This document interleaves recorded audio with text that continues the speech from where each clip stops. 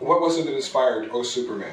Since that's the most well-known piece to people that will be listening to this program. Mm-hmm.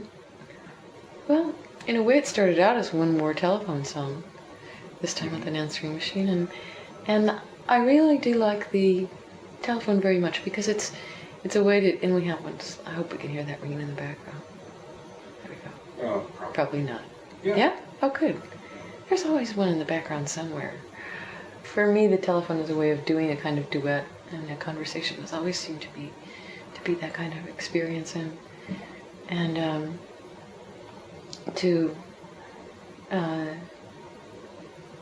it also sort of parallels, I mean, it's very graphic what kind of distance there is between people who are speaking to each other. Because I really do think that that's one of the hardest things in the entire world to do, is to speak to someone and also to understand what they're saying to you without going into... Without seeing them. Well, you mean? No, let's say you're even seeing them. Yeah. You know, I mean, it's magnified if you're not seeing them. But even if you're sitting there, and it's very hard not to fall into patterns of things that you've said 1 million times before, and that just are matters of formality. I like formality also, but I think one of the things that is funny about and a kind of strange trick with words is that because you make this kind of exchange, that you've been talking to each other. Mm-hmm. And often you haven't. You've been doing this kind of song, that's very formal kind of song. And in German, it's even formalized to the extent of pitch. You go into a store, Wiedersehen, Wiedersehen, Dankeschön, Dankeschön. You have to really go through that little routine. You can't get out the door. It's the door song. There's a little parenthetical phrase after the title. For Massenet? Oh, yeah. Mm-hmm. What does Massenet have to do with O Superman?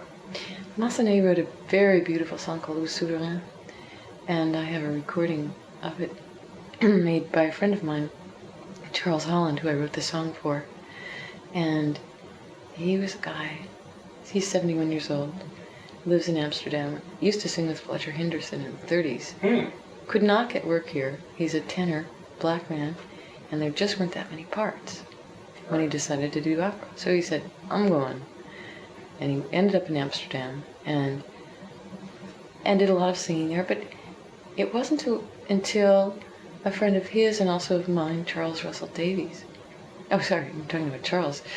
Dennis Russell Davies. Yes. Charles's friend as well, said, and also Dennis is the conductor of the Stuttgart Opera now, and also a real supporter of American avant-garde music in Europe, and has been very important in terms of getting things scheduled and making sure that American music is heard there, and American new music, and also that it's played by orchestras there, which is really, he's really one of the very few people who's paying attention to that.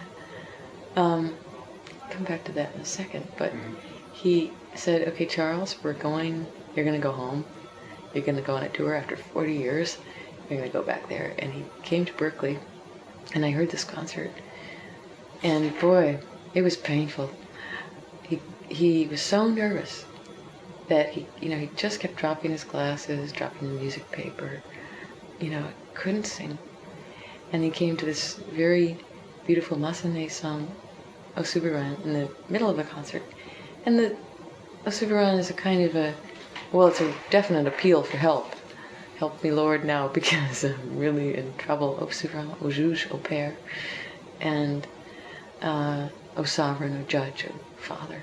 I added mom, just because I thought it was more fair. It's more American. Yeah. And it in fact turned out to be a song more about her than about this Superman character. So when Charles began singing that song, he suddenly could sing. It was a situation in which what he was doing and what he was singing about were the same thing. That he really did need help. And it was that kind of intensity that allowed him to sing really beautiful. It was really quite wonderful. And he's going to be doing some more tours in the United States. Wonderful, wonderful singer. Interesting.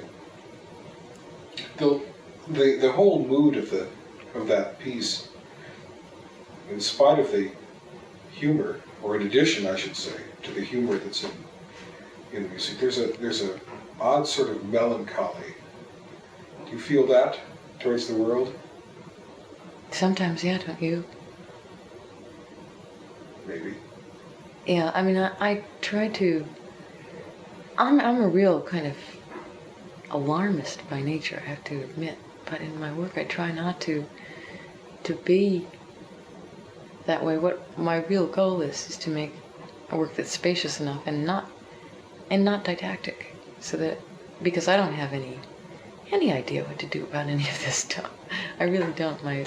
My main goal is to really try to make a series of images and kind of a portrait or landscape of a country, and in this case it's called the United States, but it could equally as well be about any other highly technological society.